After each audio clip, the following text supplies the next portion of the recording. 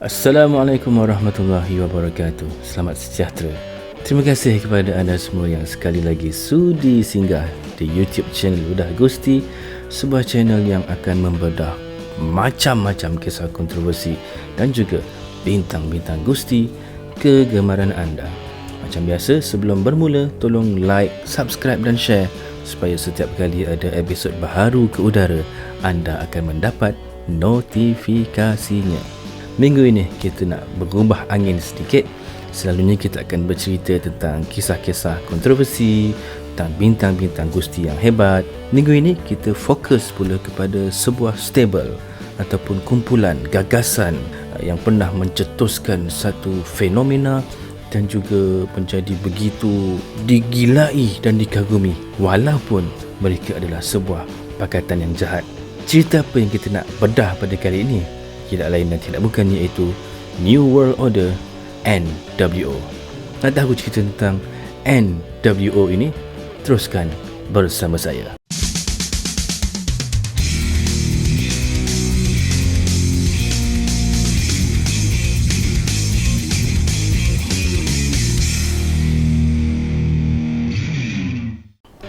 NWO merupakan sebuah pertubuhan ataupun satu pakatan Gusti. Macam mana kita tahu, Gusti ini mempunyai sejarah. Di samping bintang-bintang persendirian, perseorangan, tag team dan sebagainya, pakatan-pakatan ini juga menjadi satu tonggak yang penting di dalam penceritaan sesebuah perlawanan Gusti itu. Sejarah telah menunjukkan sebelum itu kita ada pakatan seperti Four Horsemen, ada Dungeon of Doom, di WWE ada Fabulous Freebirds, macam-macam lah gagasan yang dianggotai oleh lebih daripada 2 anggota dalam kumpulan tersebut. Tetapi pada satu ketika tiba-tiba muncul sebuah pakatan yang dianggotai oleh mereka-mereka yang hebat, berstatus bintang, menjadikan ia kumpulan yang begitu cepat naik namanya. Bukan sekadar naik namanya, malah berjaya mengubah lanskap Gusti profesional itu 360 darjah, iaitu NWO ataupun New World Order. Cerita di sebalik NWO ini, idea untuk penubuhan gagasan berhaluan kiri ini datangnya daripada eksekutif Night President di WCW waktu itu, iaitu Eric Bischoff, dan beliau mendapat ilham ini ketika hadir di sebuah acara di New Japan Pro Wrestling yang diberi nama Battle Formation di Tokyo Dome pada 29 April tahun 1996. Kemuncak acara itu menyaksikan perlawanan di antara pasukan New Japan Pro Wrestling dan pasukan UWF, Universal Wrestling Federation, untuk kejuaraan heavyweight dunia IWGP, di mana jago New Japan Shinya Hashimoto menewaskan Nobuhiko Takada yang mewakili UWF. Maksudnya ada 2 pertentangan lah di antara 2 promotion, dan Bischoff kata, why not kita buat satu angle di mana berlaku perseteruan di antara 2 organisasi walaupun berada dalam syarikat yang sama.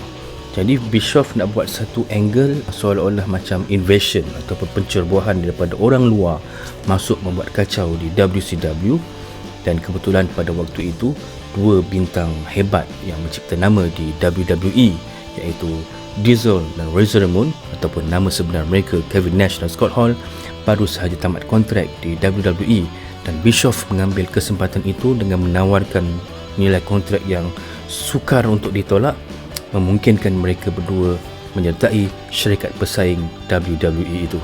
Jadi kerana kapasiti dan kehebatan nama Razor Ramon dan Diesel ataupun Scott Hall dan Kevin Nash ini melayakkan mereka untuk menjadi tonggak kepada penceritaan ini, di mana Bischoff mengatakan okey, nak bawa mereka masuk, dan mereka ini jadi macam orang luar yang cuba membuat kacau, seolah-olah WWF atau WWE menghantar mereka untuk menghancurkan WCW.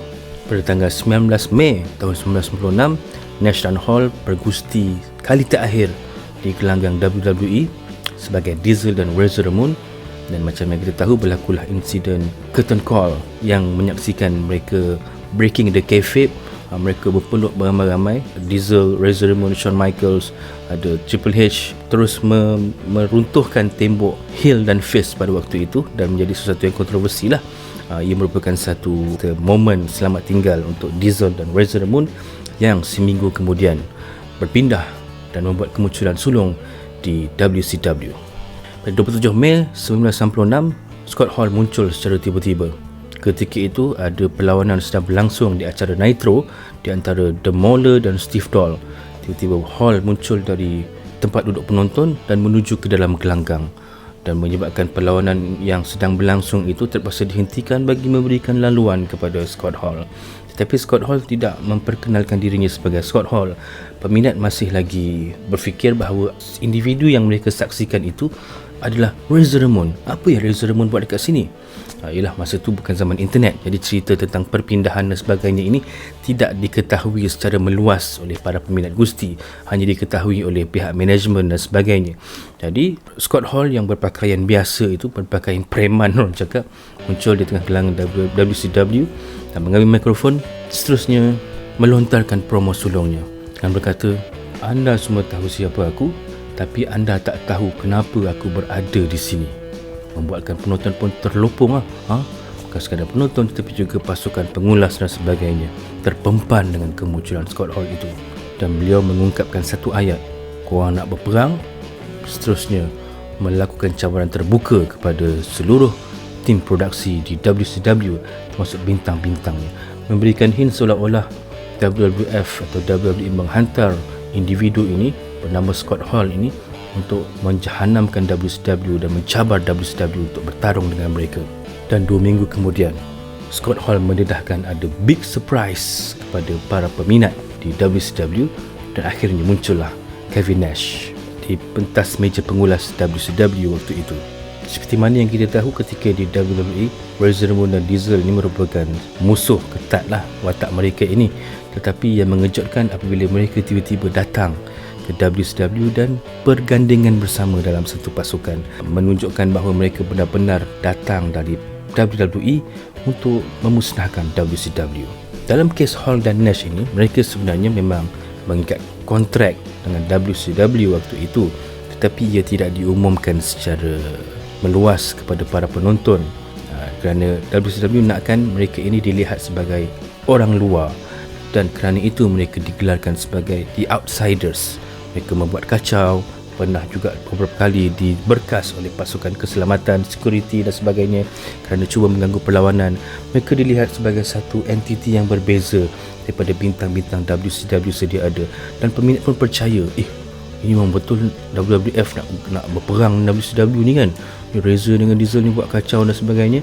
Selama beberapa minggu nama Hall dan Nash itu tidak disebut kerana seolah-olah rahsia. Kerana nak sebut nama Razor Ramon dan Diesel tak boleh lah di WCW kerana kontrak, ada hak cipta kepada trademark kepada nama tersebut. Tetapi corak dan gaya yang ditampilkan oleh Scott Hall itu masih lagi terikat dalam karakter Razor Ramon itu dengan logat Cuba dan Amerikanya, menyebabkan pada satu ketika WWE menghantar notis saman kerana mendakwa WCW telah infringe intellectual property ataupun mencuri harta intelek eksklusifnya watak Razor Ramon itu. Walaupun Razor Ramon ataupun Scott Hall tidak mention namanya adalah Razor Ramon ya. Dan setelah membuat kacau minggu demi minggu di acara Great American Bash, Bischoff yang waktu itu sering dibuli oleh Hall dan Nash mengatakan, "Okey, Hall, Nash, kalau betul korang nak gaduh dengan kita orang, apa lagi, kami akan sediakan 3 bintang besar, 3 main eventer untuk mendepani Hall dan Nash. Tapi Hall dan Nash mesti mencari seorang lagi pasangan untuk bergandengan dengan mereka." Hall dan Nash kata, "Okey, tak apa, kita ada dah mystery partner untuk mendepani lawan mereka pada waktu itu, iaitu Lex Luger, Sting dan Macho Man." Dan perlawanan itu telah dijadualkan di acara bulan berikutnya, iaitu Bash at the Beach pada tahun 1996. Dan perlawanan ini dinamakan sebagai Hostile Takeover Match. Maksudnya siapa yang menang akan menguasai dan mendominasi WCW lah. Kita menyaksikan Lex Luger, Sting dan Macho Man muncul bersama, siap ada face paint macam Sting, menyatakan solidariti mereka bersama dalam mendepani orang luar yang cuba nak membuat kacau di WCW, iaitu Scott Hall dan Kevin Nash. Dan di pertengahan perlawanan, Lex Luger injured, cedera dan terpaksa dibawa keluar, tinggallah Macho Man dan Sting. Dan pada satu ketika Macho Man telah pun di low blow oleh Kevin Nash dan perlakuan itu memang mengundang kejelekan lah, khususnya kepada para peminat tegar WCW yang memang hangin satu badan kepada Kevin Nash dan Scott Hall, yang mereka masih anggap sebagai budak-budak suruhan Vince McMahon untuk menjahanamkan WCW yang waktu itu dah mula meningkat naik. Dan melihatkan apa yang terjadi itu, tiba-tiba muncul Hulk Hogan yang sebelum itu telah bercuti selama beberapa bulan. Kebetulan waktu itu Hulk Hogan di WCW dah mula mendapat backlash ataupun cemohan daripada para peminat kerana beliau dilihat terlalu kuat. Orang tahu dia adalah bekas main eventer di WWE, bila datang WCW pun masih nak mengekalkan status quo itu. Jadi macam peminat pun rasa macam apa ni Hogan ni, tak ada orang lain ke kan yang boleh nak top dirinya, dan menyebabkan Hogan kata okay, tak apalah, biarlah peminat cool down sekejap kan, biar aku berehat. Dan akhirnya beliau muncul di acara Bash at the Beach itu sebagai individu yang dilihat nak menolong Macho Man dan Sting yang sedang menghadapi masalah di dalam gelanggang. Dan siapa sangka sesuatu yang luar biasa telah berlaku bila mana Hogan yang disangka ingin menolong Macho Man telah melakukan jatuhan kaki signaturenya itu kepada Macho Man, menyebabkan peminat semua terlopong. Apa yang berlaku ni? Seorang penggusti yang sekian lama dikenali sebagai wira pujaan, hero kepada kanak-kanak, mempromosikan makan vitamin, berdoa dan sebagainya, tiba-tiba mengkhianati rakan-rakannya dengan menolong Kevin Nash dan Scott Hall. Dan perlawanan itu pun terhenti begitu sahaja. Pengadil Randy Anderson yang mengadili perlawanan pun dihumban keluar, dan Sting dan Macho Man terpaksa dibantu dipapah keluar daripada gelanggang, dan tinggallah Kevin Nash, Scott Hall dan Hulk Hogan saling bersalaman, menyatakan bahawa Hogan adalah individu ketiga yang ingin menyertai Hall dan Nash bagi membenam WCW. Ini merupakan sesuatu yang sangat di luar jangkaan dan boleh dikatakan heel turn ataupun pertukaran watak baik ke jahat paling hebat pernah disaksikan, bila mana Hogan tiba-tiba menjadi jahat. Dan di sinilah Hulk Hogan ketika ditemu bual oleh Mean Gene pasca perlawanan mengatakan, "This is the new world order of wrestling, order baharu dunia kusti profesional."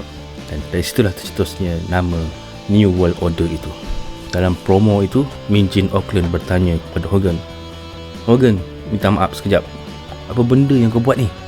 Jadi Hogan berkata, "Mean Gene, sebelum apa-apa, aku nak semua malaon-malaon dalam arena ni semua diam kalau nak dengar aku bercakap." Satu promo heel yang tiba-tiba muncul dari mulut Hogan yang tidak pernah disangka-sangka akan berlaku. Tapi mungkin kerana ingin memulangkan paku buah keras kepada peminat yang sebelum itu mencemohnya, kata beliau ni heroik sangatlah, overrated dan sebagainya, maka Hogan bertukar watak menjadi jahat dan mendakwa bahawa apa yang dilakukannya pada waktu itu bersama dua budak muda Hall dan Nash di kiri kanannya itu adalah future of wrestling, masa depan gusti itu sendiri. Maka di situlah bermulanya era gelap NWO. Jadi saban minggulah NWO bermaharajalela. Hogan yang sebelum itu muncul dengan attire-nya berwarna merah dan kuning terus menukar kepada seluar gelap dengan key-nya yang juga warna hitam, jambangnya turut dicat dengan warna hitam, menonjolkan dirinya sebagai Hollywood Hulk Hogan. Berbeza daripada zaman-zaman wiranya sebelum itu, sering melakukan onar, dan tak sangka seorang yang begitu dikagumi sebagai watak baik selama ini boleh bertukar 360 darjah menjadi seorang yang begitu dibenci waktu itu. Dan perlakuan mereka berlanjutan selama boleh kata lebih kurang 2 tahun bermaharajalelanya NWO, dan berjayanya NWO ini terus meletakkan WCW di tangga teratas dengan membenam, terus menewaskan WWE selama 84 minggu dalam perang malam Isnin antara WCW Nitro dan WWE Monday Night Raw. Apa yang ditonjolkan di WCW itu nampak lebih realistik dan lebih dewasa lah pada waktu itu, kerana WWE masih lagi cartoonish dan sebagainya, masih lagi warna-warni pada tahun 1996-97 tersebut. Dan kesempatan ini diambil oleh WCW dengan pengenalan NWO, seterusnya berjaya menarik ramai peminat daripada WWE turut sama menyertai mereka di WCW. Tidak cukup dengan mereka bertiga, lepas tu masuk lagi beberapa nama besar seperti Million Dollar Man, Ted DiBiase, yang mendakwa dirinya adalah jurucakap kepada NWO, dan kemudian masuk seorang lagi, Six, yang ketika itu di WWE sebelum itu adalah 1-2-3 Kid, dan makin lama makin ramai yang menyertai NWO saban minggu. Setelah ada juga yang saban minggu juga dikeronyok oleh pakatan dan gerombolan NWO ini, dah tak tahan, akhirnya masuk juga NWO bersama-sama. If you can beat them, you join them. Pepatah ada menyebut kan, kalau tak boleh nak kalahkan, tak apalah, join jugalah. Nama-nama seperti Big Show, siapa lagi, Scott Steiner, ramai lagi lah bintang. So boleh dikatakan hampir keseluruhan ataupun separuh daripada para bintang di WCW pada waktu itu menyertai NWO. Memang nampak ada persaingan di antara dua entiti, walaupun dalam syarikat yang sama, NWO dan WCW. Tetapi tidak lama kemudian NWO mula berantakan, dah hampir ramai yang menyertai mereka, maka dah mula ada berdengki-mendengki. Akhirnya pada pertengahan tahun 1998, NWO yang diketuai Hogan itu dikenali sebagai NWO Hollywood, dan Kevin Nash yang pada waktu itu dah mula dilihat sebagai bintang suka ramai, mengambil kesempatan untuk mula menjauhkan diri daripada Hulk Hogan dan menubuhkan satu lagi versi NWO pada awal tahun 1999, iaitu NWO Merah dan Hitam Wolfpack. Kevin Nash sebagai ketua dibantu oleh rakannya iaitu Lex Luger, yang sebelum itu pun antara mereka yang memerangi NWO, bersama juga dengan seorang bintang Meksiko iaitu Conan, dan yang mengejutkan adalah Sting yang turut sama berjaya dipujuk oleh Lex Luger untuk menyertai NWO versi baik ini. Jadi berlakulah peperangan di antara NWO Hollywood hitam dan putih dan NWO Wolfpack merah dan hitam pada pertengahan tahun 1999 itu. Setelah pergelutan dan persengketaan antara NWO Wolfpack dan NWO Hollywood ini berlaku, tidak berapa lama dalam tahun 1999 itu, Hulk Hogan kembali semula ke pentas WCW setelah berehat beberapa ketika, dan ketika itu Kevin Nash menawarkan Hogan untuk menjadi pencabarnya. Ketika itu Kevin Nash adalah juara heavyweight dunia WCW dan mengajak Hogan untuk merampas kejuaraannya, dan di sinilah berlakunya sesuatu yang tidak pernah disangka-sangka. Nash dan Hogan bersemuka, dan hanya dengan satu cucukan jari Kevin Nash jatuh dan memungkinkan Hogan menindangnya, seterusnya bergelar juara heavyweight dunia WCW, sekaligus menjadikan Nash dan Hogan bersatu kembali, rujuk kembali, dan menggelarkan NWO baharu ini sebagai NWO Elite. Satu lagi versi NWO. Aduh. Tapi oleh kerana cerita tentang NWO ini terlalu draggy, panjang sangat, membuatkan para penonton dah mula jelak dan menyebabkan NWO tidak berapa diambil kisah lah. Dan di tahun 1999 itu juga, rating WWE mula mengatasi WCW kerana WWE yang ketika itu memperkenalkan Attitude Era mula menampilkan muka-muka baharu yang lebih segar. Ialah satu benda yang fenomenon yang jadi trending waktu itu. Tapi kalau berlaku secara berterusan, mungkin peminat akan jelak. Setiap minggu dihidangkan benda yang sama je, jadi dah muak lah. Jadi kerana itulah NWO dah mula tidak dipandang serius oleh para peminat WCW bermula pada hujung-hujung 99 itu. Okey, dah ada NWO Hollywood, dah ada NWO Wolfpack, dah ada NWO Elite. Pada tahun 2000, satu lagi NWO muncul, iaitu NWO 2000, menampilkan Kevin Nash, Scott Hall, Jeff Jarrett dan Bret Hart.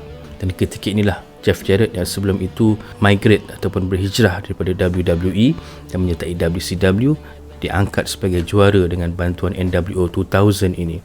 Tetapi malangnya NWO 2000 ini tidak berjaya untuk mengulangi sejarah yang pernah dicipta oleh NWO pertama dulu, dan peminat pun macam tak mengambil kisah sangat tentang penyatuan semula NWO alaf baharu ini. Dan ketika inilah WCW memang dah mula cacah marba dengan penyertaan masuk Vince Russo yang menjadi ketua kreatif di WCW, dan berlaku banyaklah tikam menikam, mismanagement. Kemudian Eric Bischoff menyertai semula WCW pada April tahun 2000, dan tidak lama kemudian mereka mengumumkan bahawa NWO di WCW dibubarkan dan tiada lagi kisah NWO selepas itu di WCW. Maka itulah dia beberapa versi NWO di WCW yang menjadi sesuatu yang begitu diingati dan dikagumi oleh para peminat. Ketika itu walaupun NWO ini satu pakatan yang jahat, heel stable, tetapi para peminat begitu mengagumi mereka. Keibarat satu pencetus era cool heel, watak jahat yang cool. Semua orang pakai baju NWO. Saya sendiri pada tahun 1998 itu, walaupun tak selalu tengok WCW, tapi hasil bacaan daripada majalah-majalah gusti berbahasa Melayu yang diterbitkan pada waktu itu, turut sama merasai gelombang NWO. Dan minta supaya arwah ayah tolong sewa tape WCW juga. Tengok hebatnya NWO ini kan. Sampaikan pernah pada satu ketika terjumpa pula t-shirt NWO di Mahkota Parade Melaka. Memang nampak je terus minta duit dekat ibu nak beli baju tersebut. Dan alhamdulillah baju tu masih ada lagi tersimpan, cuma warnanya dah pudar sedikit lah. Yang ini baju baru. Jadi memang rasa sangat cool lah, sangat rasa diri tu hebat bila dapat menyarung t-shirt NWO. Itulah impaknya kepada lanskap gusti profesional pada waktu itu. Semua orang nak jadi NWO. Jadi apabila pada Mac 2001 WCW terpaksa menutup tirainya kerana Time Warner enggan meneruskan WCW dan ia telah dijual kepada syarikat WWE di bawah Vince McMahon. Tapi tahun pertama pembelian WCW itu tak nampaklah kelibat geng-geng NWO ini. Sampailah pada awal tahun 2002, ketika itu berlaku sengketa di antara Vince McMahon dan seorang co-owner secara kayfabe-nya, iaitu Ric Flair yang baru sahaja menyertai WWE pada waktu itu. Dan oleh kerana pengaruh yang dibawa oleh Ric Flair itu macam seakan mampu membawa ancaman kepada Vince McMahon dengan rasa terpaksa dan kesal membawa masuk NWO untuk menghancurkan WWE yang diciptanya selama ini. Dia ibarat kata macam kanser, terpaksa juga bawa kerana nak mengajar Ric Flair yang membuat onar di syarikatnya itu. Di acara No Way Out tahun 2002, NWO menyaksikan Hulk Hogan, Scott Hall dan Kevin Nash berjalan masuk ke gelanggang WWE, pengembalian mereka setelah beberapa tahun. Rasanya Hulk Hogan dari tahun 1994, Hall dan Nash dari tahun 1996, dan inilah kali pertama mereka muncul semula di pentas WWE, membuatkan semua peminat sangat teruja, termasuklah saya. Memang kena sangatlah. Masa tu NWO, New World Order, muncul di acara NWO juga di WWE, iaitu No Way Out. Dan di sinilah para peminat dapat mendengar promo-promo klasik daripada Hogan dan Kevin Nash dan Hey Yo-nya Scott Hall kan. Bila Scott Hall sebut Hey Yo-nya, peminat bersorak kegirangan. Dan Hulk Hogan juga diberikan satu cheer yang juga tidak kurang hebatnya oleh para peminat WWE yang selama ini merindukan kelibat Hogan di WWE. Dan trio NWO ini mulalah mencipta sengketa dengan bintang-bintang utama WWE waktu itu seperti The Rock dan Stone Cold, dan ia menatijahkan pertemuan Icon versus Icon di WrestleMania X8 pada tahun tersebut, di mana Hulk Hogan menentang The Rock. Dua ikon yang mencipta nama di era masing-masing akhirnya dipertemukan di pentas di Toronto waktu itu. Dan menariknya, peminat Kanada waktu itu memberikan sokongan yang begitu padu kepada Hulk Hogan. Padahal Hogan adalah orang jahat dan The Rock orang baik. The Rock pula kena bu pada waktu itu. Tapi perlawanan ini antara perlawanan paling menghiburkan pernah saya tonton, antara yang paling best lah. Akhirnya The Rock berjaya menewaskan Hulk Hogan dan mereka dilihat bersalaman selepas itu, menandakan Hogan tiba-tiba menjadi watak baik dan disorak oleh peminat yang mengatakan welcome back Hogan, dan ia sekaligus mengundang rasa jelik di hati Kevin Nash dan Scott Hall yang ketika itu menyaksikan bagaimana ketua mereka boleh berpaling tadah dan tiba-tiba jadi baik pula. Setelah kehilangan Hogan sebagai ketua di NWO, Hall dan Nash cuba merekrut ahli baharu, dan individu pertama yang mereka bawa masuk ke NWO versi WWE ini adalah X-Pac yang juga alumni NWO ketika di WCW dulu. Kemudian masuk pula Big Show, kemudian Ric Flair pun masuk sekejap, kemudian ada Booker T, dan ketika itu Booker T pula entah macam mana boleh pula bergandengan secara komedi dengan Goldust, dan Goldust pun nak juga sama-sama menyelit ke dalam pasukan NWO WWE ini. Tapi akhirnya Booker T dengan keterlibatannya dengan Goldust itu menyebabkan pihak NWO merasakan beliau ini tidak layak berada dalam gagasan elit tersebut, dan beliau telah pun disepak keluar oleh Shawn Michaels yang juga akhirnya menyertai NWO bersama dengan Kevin Nash, X-Pac, Big Show dan Ric Flair, menjadikan Shawn Michaels lah satu-satunya bintang WWE yang tidak pernah menyertai NWO ketika di WCW. Sebelum tu kan semuanya bekas-bekas bintang WCW. Jadi Shawn Michaels memecah tradisi dan menjadi anggota NWO pertama dari WWE. Dan oleh kerana Kevin Nash di pertengahan tahun itu menghadapi masalah kecederaan otot, ia terpaksa dikesampingkan dan tidak lama kemudian Eric Bischoff berjaya ditawarkan tempat sebagai pengurus besar di jenama Raw. Pada 15 Julai tahun 2002, Vince McMahon telah mengumumkan bahawa NWO secara rasminya telah pun dibubarkan dan tiada lagi kisah NWO akan diceritakan di pentas WWE. Jadi itu dia cerita tentang perjalanan sebuah gagasan jahat NWO dari tahun 1996 hingga tahun 2002 di dua pentas yang berbeza, iaitu WWE dan WCW. Kini kita nak fokus dan bedah pula beberapa cerita yang mungkin kita tidak berapa tahu tentang pakatan NWO ini.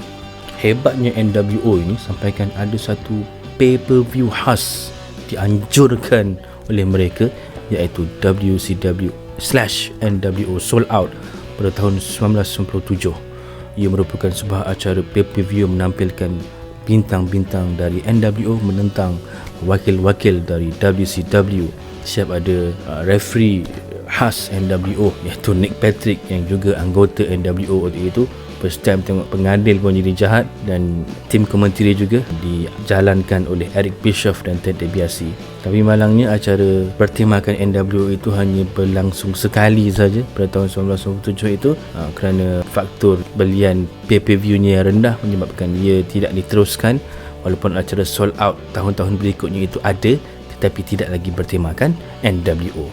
Semasa awal-awal penubuhan NWO itu, kita tahu $1 Million Man adalah individu kelima yang menyertai gagasan ini, dan ketika di WWE, $1 Million Man bergandengan dengan Virgil yang merupakan macam bodyguardnya lah ataupun orang suruhannya. Dan ketika Ted DiBiase menyertai NWO, sebenarnya ada satu individu yang juga hampir-hampir ditawarkan sebagai enforcer atau penguatkuasa dalam pasukan ini. Ketika di WWE, di $1 Million Corporation Team, salah seorang anggotanya adalah Charles Wright ataupun nama ringnya iaitu Kama Mustafa. Jadi Kama Mustafa ni kan digambarkan sebagai seorang yang hebat kan, badan pun besar dan sebagainya. Jadi sesuai lah untuk membawa watak sebagai enforcer di NWO, dan siap dah ditawarkan kontrak kepada Kama ini. Beliau pun meletakkan harga lah, okey, kalau kau nak aku pergi WCW, kau kena bayar kontrak sekian-sekian. Tapi nampaknya WCW tak nak mempertimbangkan nilai kontrak tersebut dan memberikan jawatan itu ataupun slot itu kepada Virgil, dan Virgil hanya menamakan 1/3 saja daripada nilai kontrak asal yang diminta oleh Godfather. Jadi of course lah WCW akan memilih Virgil yang kemudian menukar namanya kepada Vincent sebagai enforcer di NWO. NWO bukan sahaja dianggotai oleh bintang-bintang gusti lelaki, tetapi ada juga bintang vele yang turut sama mewarnai dan memberikan halwa mata kepada para peminat, iaitu Miss Elizabeth menyertai NWO pada satu ketika. Tapi asalnya individu yang nak diberikan watak dalam NWO ini adalah tidak lain dan tidak bukan Johnny Lawler ataupun China. Pada ketika itu beliau sedang menantikan tawaran daripada WWE, cuma tak ada dengar lagi tawaran tersebut. Jadi Kevin Nash yang memang kawan kepada Triple H turut sama menawarkan peranan kepada China untuk menyertai NWO. Dan memang dah nak pergi dah pun, tapi tiba-tiba Shane McMahon berjaya memintas dan mengatakan, China, kalau kau ikut kita orang di WWF, maka kau akan berjaya ditampilkan sebagai bintang besar. Jadi oleh kerana tawaran menggiurkan itu berjaya diberikan oleh Shane McMahon, maka China pun memilih WWF berbanding WCW. Maka tak jadilah kita lihat China di WCW. Dan populariti NWO ini memang di luar jangkaan. Bukan sekadar bintang gusti sahaja yang menyertai faction ini, tetapi juga beberapa nama besar di luar gusti, antaranya seperti Dennis Rodman, seorang bintang bola keranjang yang sensasi, host daripada saluran TV TBS, ada pemandu NASCAR pun turut sama pun nak mempromosikan NWO bagi nak menunjukkan luasnya jajahan NWO itu. Bermula hanya dengan 3 orang di acara Bash at the Beach pada tahun 1996 itu, NWO telah bertukar menjadi macam sebuah syarikat asing di WCW, apabila boleh kata hampir separuh daripada bintang di WCW menyertai NWO. Sampaikan satu ketika ada lebih 60 orang anggota NWO bersusun kereta yang membawa masuk anggota-anggota NWO itu. Sampaikan pada satu ketika Dusty Rhodes juga pernah menyertai NWO kerana dah bosan agaknya diperkotak-katikkan oleh pasukan ini, dan akhirnya memilih tak apalah, asyik kena je, aku join jugalah NWO ini kan. Jadi memang tak ada sangka-sangka begitu ramai sekali, menyebabkan nilai eksklusif pada NWO itu dah mula merudum dan orang dah tak nampak dah. Asyik tiap minggu ada je orang masuk NWO. Mula-mula orang kisah lah, lama-lama biarlah, siapa lagi NWO, siapa lagi. Jadi dah tak eksklusif, dan itulah antara menyebabkan punca mengapa NWO mula menjunam dan tidak lagi dikagumi ataupun diambil kisah oleh para peminat. Hulk Hogan merupakan individu ketiga yang ditampilkan sebagai anggota NWO. Sebenarnya pada asalnya individu yang nak diletakkan sebagai ketua NWO adalah Sting. Kerana pada asalnya Hulk Hogan tidak begitu yakin, boleh ke aku selama ni jadi watak baik, hero kegemaran ramai tiba-tiba jadi jahat. Dan mereka nak memberikan peranan itu kepada Sting lah. Dan Sting pun merupakan ikon ataupun faces of WCW waktu itu, menjadi kegemaran semua peminat, dan meletakkan Sting di tempat yang sama seperti Hogan juga merupakan satu percaturan yang dilihat mungkin juga berjaya. Tapi nampaknya akhirnya Hogan bersetuju dan memilih untuk terus membawakan peranan sebagai ketua kepada pasukan NWO ini. Bukan sekadar di Amerika, NWO juga ada cawangan di Jepun.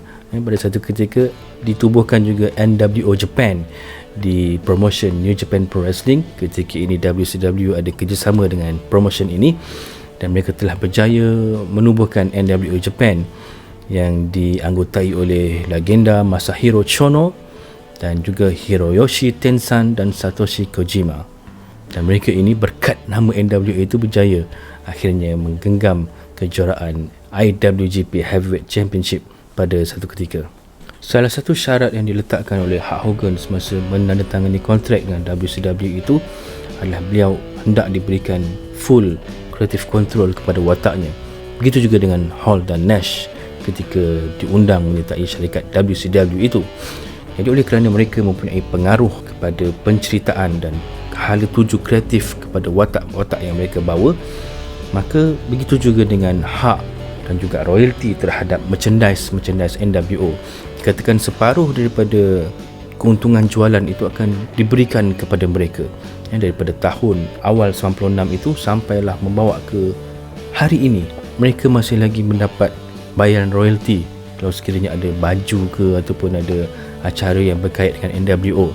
Cuma pada pertengahan tahun 2013 ketika insiden racist comment daripada Hulk Hogan itu, royalty itu terhenti seketika.